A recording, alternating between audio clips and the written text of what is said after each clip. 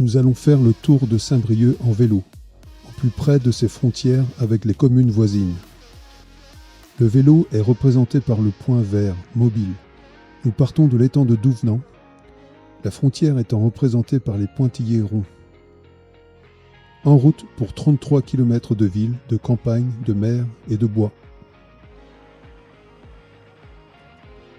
L'étang de Douvenant, une étendue d'eau de 2 hectares, de 2 à 4 mètres de profondeur, dans la zone industrielle collée à la RN12.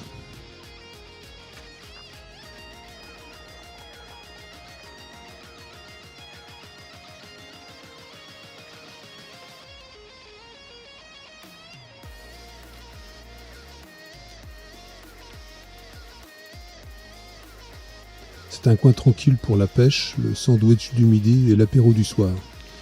Il est alimenté par la rivière le Douvenant. Le Douvenant fait 5,5 km de long. Sa source se trouve près de l'hôpital de Saint-Brieuc et il se jette dans la baie de Saint-Brieuc.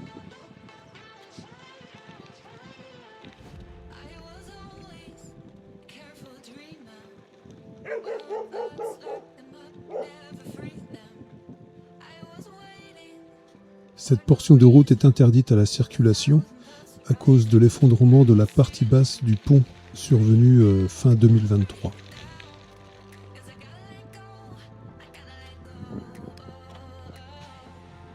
À gauche, c'est la zone commerciale de Langueux, 65 hectares pour 230 entreprises.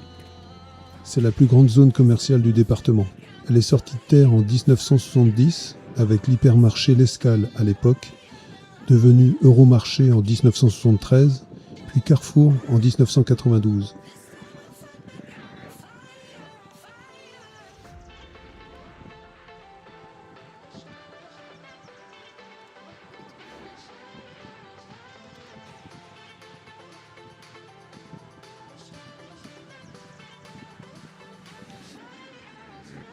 Au fond, c'est le pont de la Fontenelle, sur lequel passe la ligne ferroviaire nationale Paris-Brest, construite en 1865.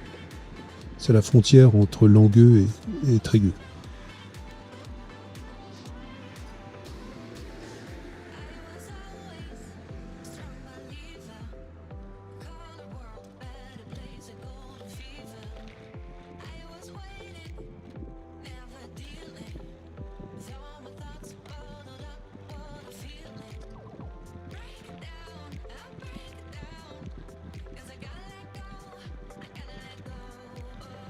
À droite se trouve la ferme de la Villogée, dans le quartier de la Croix-Saint-Lambert, à l'est de Saint-Brieuc. C'est une ferme pédagogique gérée par la ville depuis 1990.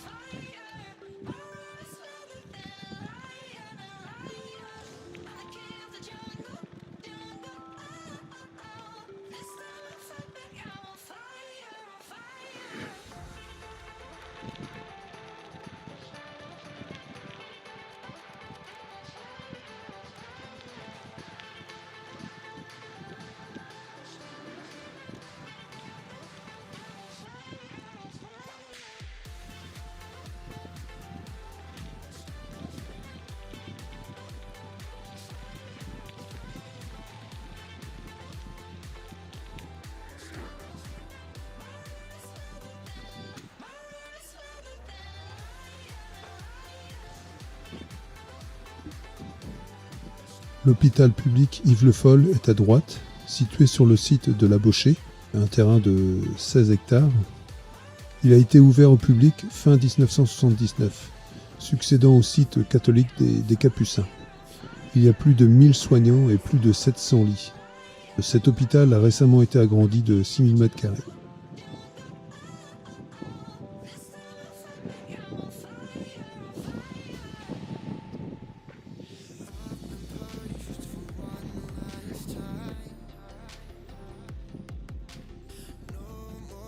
Nous empruntons le circuit des Lavoirs de Trégueux, qui est long de 9,5 km.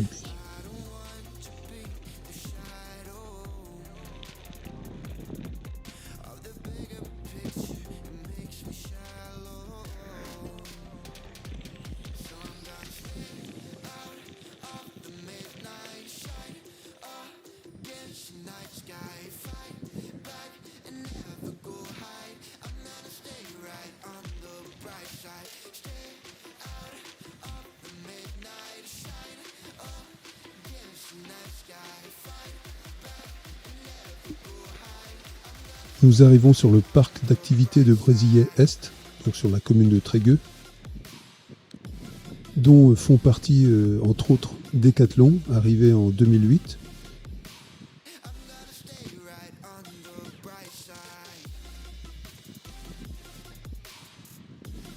Le Cinéland, en 2004.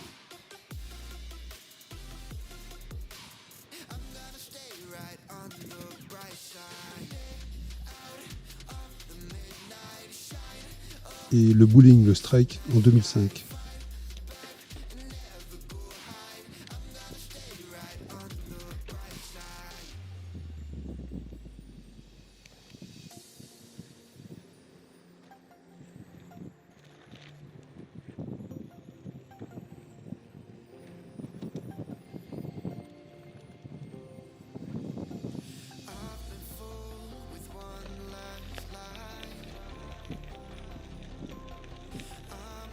À gauche, nous avons la zone de Brézillet-Ploufragan, avec le parc des expositions qui date de 1948, le palais des congrès et la salle de sport Stérélène.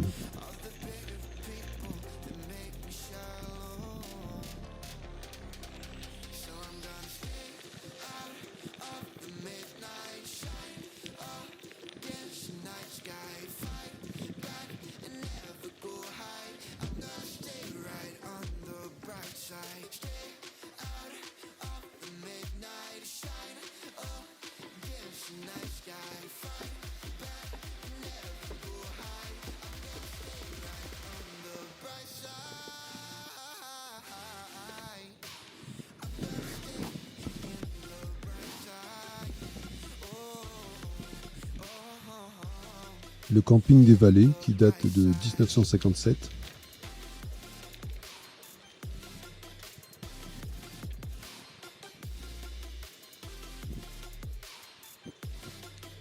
Le centre équestre de Saint-Brieuc qui date de 1946.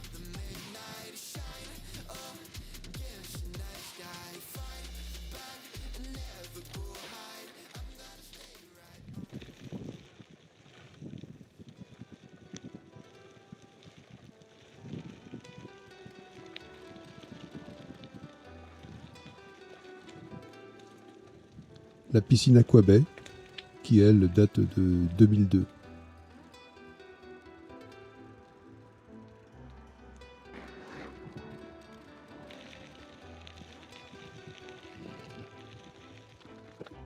Ça va être barré ici ou...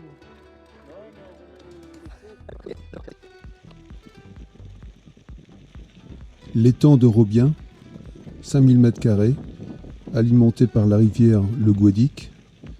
Son eau a longtemps été utilisée par l'Assyrie voisine pour refroidir ses installations. Il a été racheté en 2008 par la ville. Des travaux de désenvasement et d'assainissement sont en cours pour réhabiliter l'étang en plan d'eau, d'agrément et de biodiversité.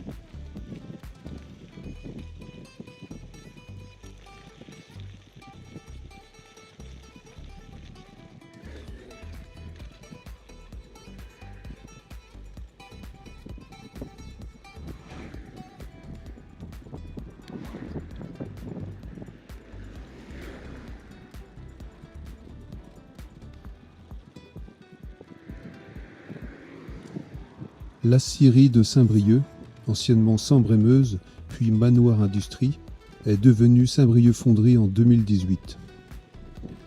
L'usine est installée depuis 1928 sur un site de 10 hectares. Elle réalise des pièces d'usure pour broyeurs et concasseurs de carrière, des tuiles et des briques. Auparavant, en 1910, s'y tenait une minoterie, les Grands Moulins de Saint-Brieuc, Épivant-le-Besque, qui déjà puisait l'eau de l'étang de Robien.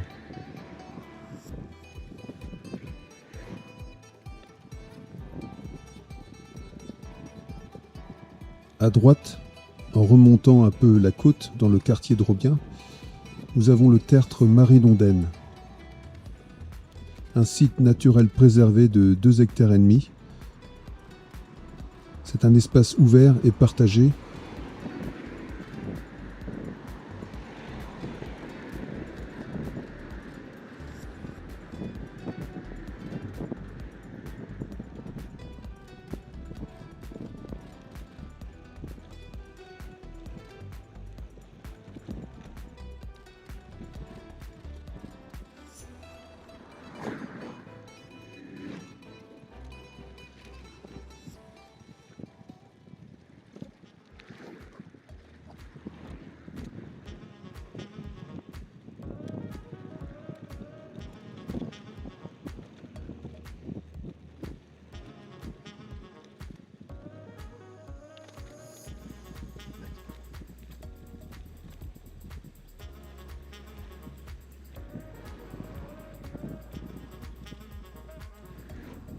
À droite, dans le quartier de la Villejoie, se trouvent les ateliers des espaces verts de la ville de Saint-Brieuc.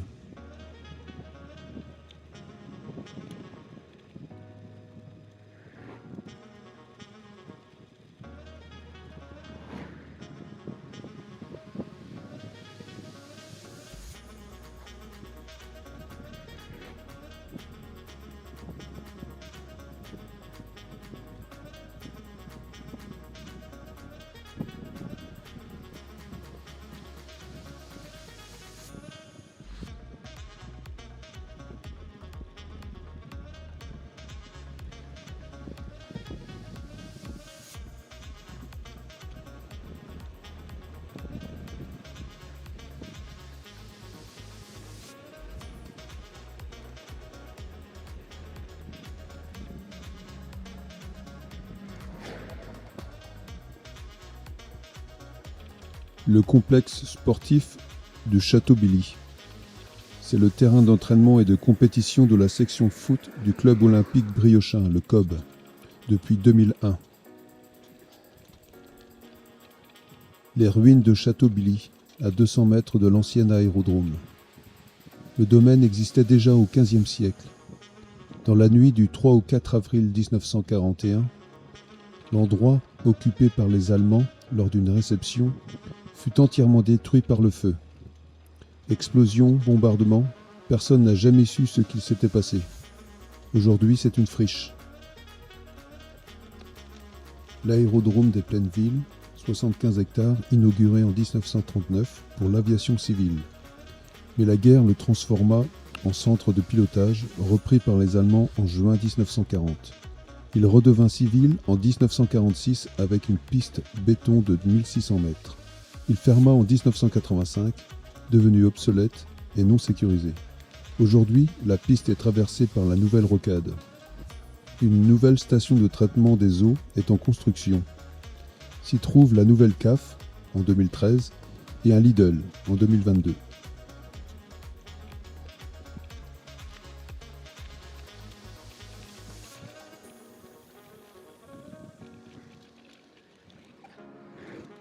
Petit détour par l'ancienne usine de traitement des eaux de Château-Billy, mise en service en 1910 pour assainir l'eau stockée qui alimentait Saint-Brieuc. Traitement à l'ozone mis en place suite à une épidémie de typhoïde due à une bactérie type salmonelle en 1909. Elle a fermé en 2010 car production insuffisante par rapport à la demande grandissante. Elle est remplacée par l'usine de Saint-Barthélemy, qui elle-même sera remplacée en 2024 par l'usine de la Croix-Cholin, aux Plaines-Villes également. 1850 m3 d'eau seront produits chaque heure.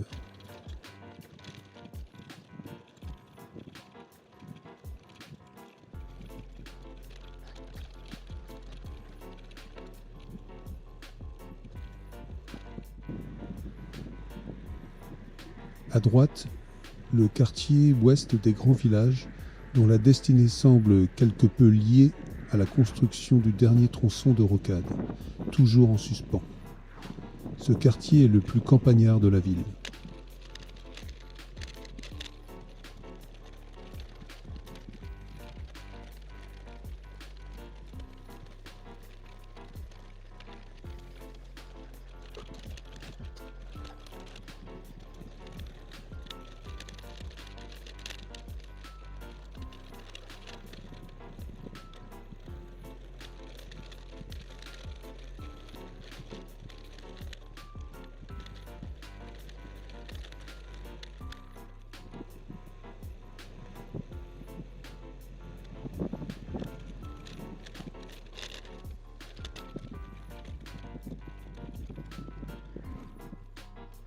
Nous arrivons au quartier des Mines, sur la commune de Trémuson, séparée de Saint-Brieuc par le Gouette.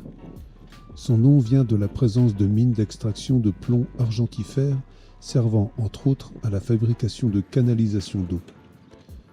Cette exploitation a engendré la cité ouvrière des mines. Les origines de la mine sont romaines, mais l'exploitation s'est développée en 1920, après la Première Guerre mondiale, pour cesser en 1931. Après la crise de 1929. La cité existe encore aujourd'hui grâce à la volonté de ses habitants qui ont évité le rachat par un promoteur en 1965.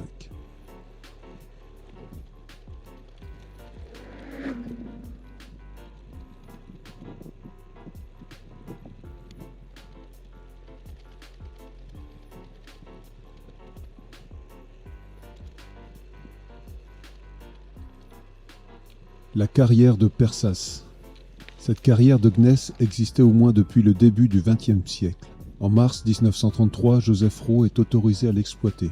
Dans les années 1970, l'activité connaît un fort développement du fait de la réalisation du plan routier breton avec la construction de la route Rennes-Brest et de la rocade de Saint-Brieuc. La carrière fournissait des enrobés, béton et voiries dans un rayon de 20 km. Depuis 2008, sous la pression des riverains, son activité s'est restreinte au stockage de déchets de travaux. Entre Plérin et Saint-Brieuc, toujours sur le Gouët, se trouve une série de moulins qui autrefois servaient, entre autres, au broyage de grains ou de vieux tissus. Le moulin de Persas, le moulin neuf, explosé en 39-45, moulin de Roussel, du Jouguet ou Jouillet, qui a abrité des civils allemands de 1914 à 1916. Le moulin de Colvé, du Grenier, du Bosc, le moulin à papier. À droite, l'usine Blanc Aérotechnologie, filiale de Lisi Aérospace. C'est une entreprise industrielle de 120 personnes, spécialisée dans la fabrication de fixations haute technologie à destination de l'aéronautique, la compétition automobile et les voitures haut de gamme. Le site métallurgiste est présent depuis un siècle sur les bords du Gouët, sous différentes enseignes.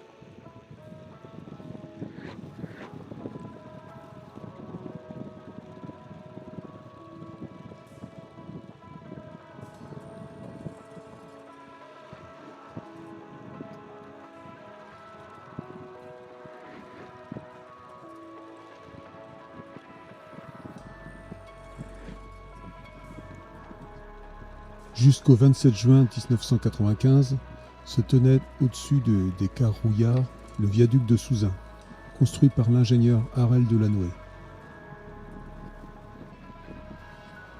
Nous passons sur le pont du Gouët. À droite, le théâtre du Totem, troupe professionnelle créée en 1971 à Paris par Hubert Lenoir, est implanté depuis 1977 à Saint-Brieuc.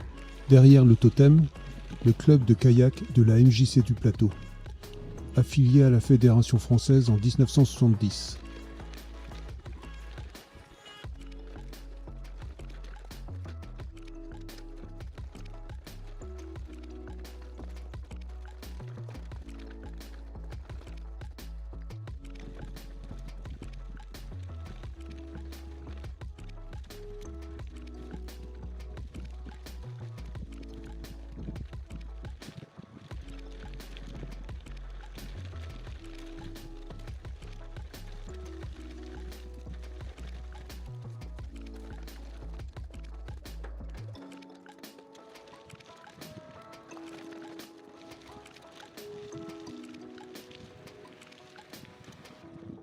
Nous arrivons au Légué, le port de commerce, de pêche et de plaisance, qui ouvre sur la Manche au débouché du Gouët. Il sépare Saint-Brieuc à droite de Plérin à gauche. C'est le 5e port breton en termes d'activité. Le viaduc du Gouët est un pont routier sur la RN12, construit de 1976 à 1983. Sa mise en service a coïncidé avec l'ouverture de la rocade nord de la ville de Saint-Brieuc. Longueur totale 524 mètres, hauteur 70 mètres. À droite se trouve le carré Rosengar. C'est un centre d'activité maritime et de services dédié aux gens de mer. Il fut réhabilité par la CCI en 2005 à l'emplacement historique des fonderies Sébert, installées au port du Légué en 1850, puis de l'ancienne usine Rosengar de pièces détachées automobiles ou d'obus de 1916 à 1939, puis Chafoto Imori jusqu'en 1969. Le port du Légué apparaît en 1423 côté Plérin. On l'appelait alors le Havre du Légué, lieu protégé des vents dominants. Le premier quai dit de l'Aiguillon, actuel Gabriel Péri, est construit en 1756.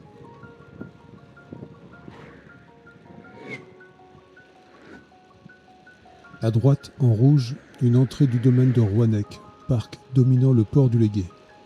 La villa, construite en 1903, transformée en maison-atelier depuis 2010, accueille régulièrement des résidences de recherche et de création artistique, patrimoniale et culturelle. À gauche, nous avons le pont tournant. C'est un pont métallique sur une pile centrale. Construit en 1892, il permet l'accès des bateaux au bassin à flot. À droite, au bout de la vallée de Godic, se trouve la station d'épuration de Saint-Brieuc, construite en 1967. L'activité portuaire est assez diversifiée, avec le commerce maritime, exportation de ferraille, de sable, de kaolin, importation de produits agroalimentaires et de bois de construction, la pêche côtière et en saison la coquille Saint-Jacques, la réparation navale, le yachting avec l'association nautique du Légué et la préservation du patrimoine maritime local avec la présence du Louvre, le Grand Légion. À gauche, l'écluse et le bassin à flot ont été construits entre 1868 et 1885, de même que la voie ferrée sur la rive droite, desserte de la voie Paris-Brest. En 1904, c'est la construction d'une voie ferrée sur la rive gauche, desserte du petit train des Côtes du Nord vers les plages de Plérin.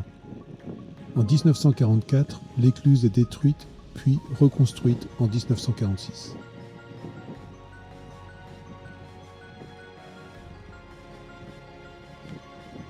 La tour de Cesson fut édifiée à partir de 1395 sur ordre du duc de Bretagne Jean IV de Montfort.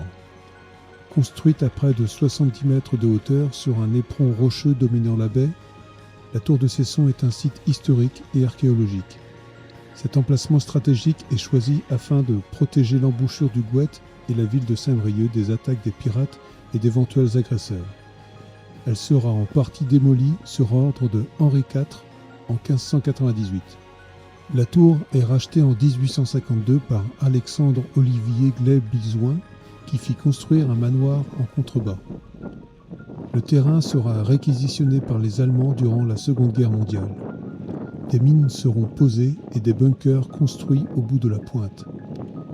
Les ruines de la tour de Cesson sont inscrites monument historique depuis 1926. Le 25 janvier 2018, le manoir adjacent à la tour est victime d'un incendie criminel. Depuis novembre 2020, la ville de Saint-Brieuc possède la tour de Cesson, le manoir construit par la famille Gley-Bizouin et diverses terres en contrebas de la pointe de Cesson.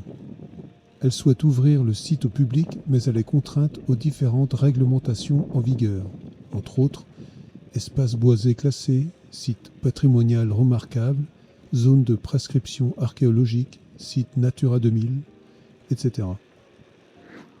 Le phare de la Pointe à l'Aigle, situé à Plérin, aussi appelé le phare de Sous la Tour, construit en 1857, est en granit et mesure 13,50 m de hauteur. Il fut mis en service pour rendre le port du Légué accessible à toute heure de la nuit et permettre aux navires d'appareiller en toute sécurité. En 1925, le feu fixe blanc alimenté à l'huile minérale fut remplacé par un feu vert alimenté par l'électricité.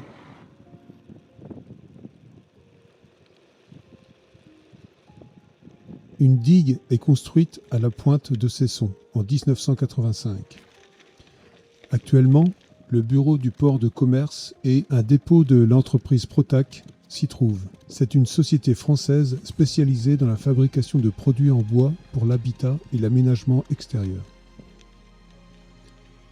La Grève du Valais et sa plage, connue pour ses cabanons de pêcheurs. Au XVIIIe siècle, elle était le territoire des plus pauvres, fréquenté par des paysans pêcheurs. Entre autres, les ventres jaunes, ces femmes cessonnaises qui ramassaient des coques puis se rendaient à Saint-Brieuc avec les ânes pour vendre leur pêche. Il y eut des courses hippiques au XVIIIe siècle jusqu'en 1985. Des meetings aériens ont eu lieu à partir de 1909. Les cabanons se développèrent à partir du XXe siècle, avec l'arrivée du train à Saint-Brieuc et les congés payés en 1936. Ce petit village de cabanons est divisé en 3 quartiers, la cité Baby, le Petit Monaco et la Côte des Belles. La plage est régulièrement envahie par les algues et la vase, du fait de l'aménagement du port du Légué, de l'agriculture intensive, des effluents de la ville. Elle a été réensablée pour cacher la misère. À droite, la SPA des Côtes d'Armor, la Briochine. C'est une association qui a été créée en 1967 et qui gère un refuge pour les chiens et chats. À gauche, la grève des courses fut un lieu festif où se déroulèrent des courses de chevaux et des meetings d'aviation, avant de devenir une décharge sauvage d'abord dans les années 1960, puis gérée par la ville de Saint-Brieuc, jusqu'en 1993, puis une réserve naturelle en 1998, sous l'impulsion d'associations écologistes. Les déchets ont été recouverts de terre. La réserve occupe 1140 hectares au sud de la baie de Saint-Brieuc. La baie de Saint-Brieuc est la 5e baie au monde pour l'amplitude de ses marées. Elle accueille en hiver plus de 50 000 oiseaux.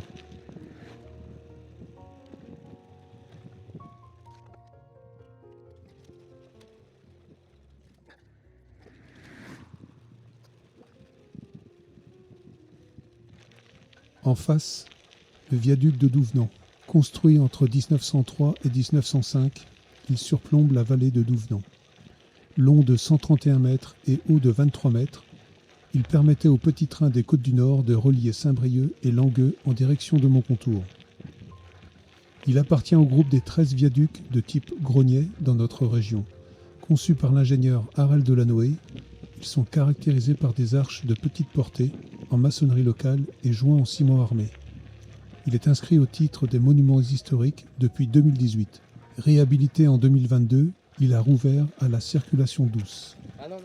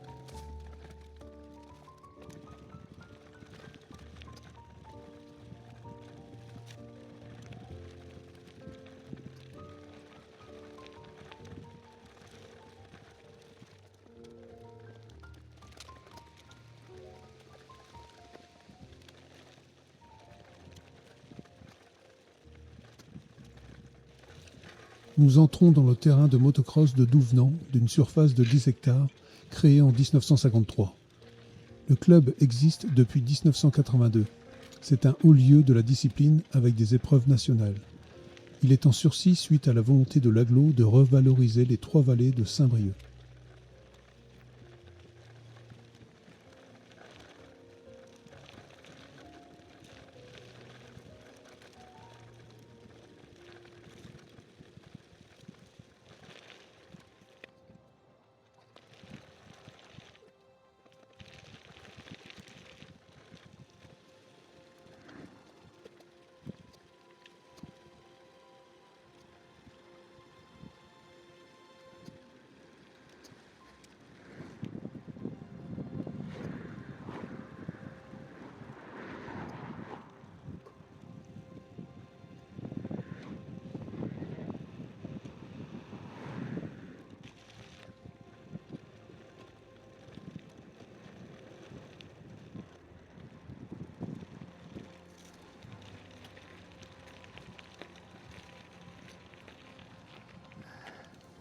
Fin de la balade.